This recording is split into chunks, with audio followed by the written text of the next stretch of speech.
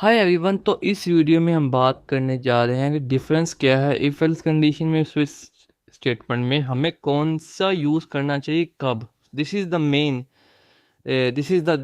Idea behind this video कि हमें इस वीडियो में ये समझना है कि हमें इफ एल्स यूज़ करना है या स्विच स्टेटमेंट को यूज़ करना है। तो मैं क्या लिखने वाला हूँ, एक छोटा सा प्रोग्राम, बिल्कुल छोटा सा लिखने वाला हूँ। Total marks will be equal to nothing but may be 100 and total marks की तरह मैं कर देता हूँ int is equal to total grade.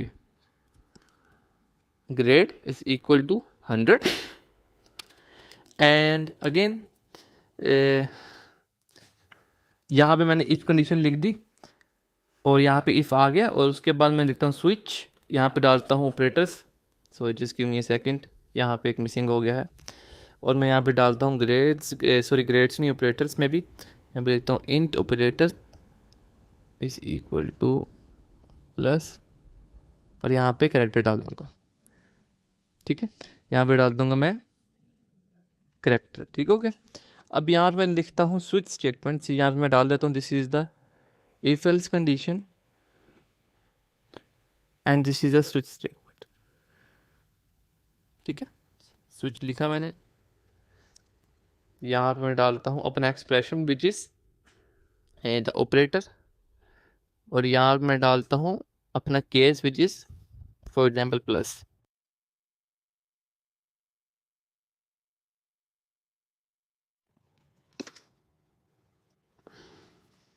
This is default.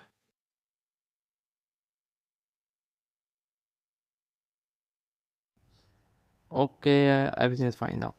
सी, आपने यहाँ पे एक चीज़ नोट की, वो मैं आपको दिखाता हूँ कि क्या फ़र्क है। इसको मैं थोड़ा सा कम कर देता हूँ ताकि पूरा प्रोग्राम आ जाए।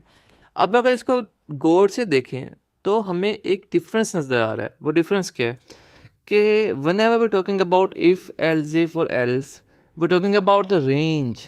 Yes, this is the important point. We talking about the range. For example, अगर ग्रेड 90 से बड़ा है या इक्वल टू है तो हमें तो पता है कि इस लाइन का मतलब क्या होगा, 90 से 100, राइट। ये रेंज आ गई।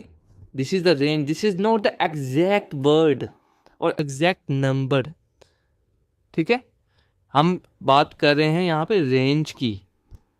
सी, इफ ग्रेटर देन और इक्वल टू 80, यहाँ भी रेंज आ गई। 80 से 90, 80 से 90 या 80 से 100। Okay, if greater than equal to 70, अगर ग्रेटर देन या इक्वल टू 70 है। अब इस चीज़ का मतलब क्या है, 70 से 100। Please try to understand this point कि यहाँ हम बात कर रहे हैं रेंज की। What is range? Range is point A to point B, something point A to point B. So this is the point A and the next one is the point B. ठीक है, so we're talking about the range and whenever we talk about the range and we need to add some condition on it, we can use the if. आंखें बंद करके if use कर दो. Okay, now what is switch?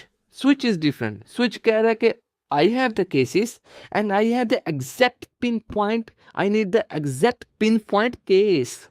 For example, this plus is the pinpoint case. There is no range in it. इसमें कोई range नहीं है. It is a pinpoint case. इसमें कोई रेंज की बात नहीं हम कर रहे.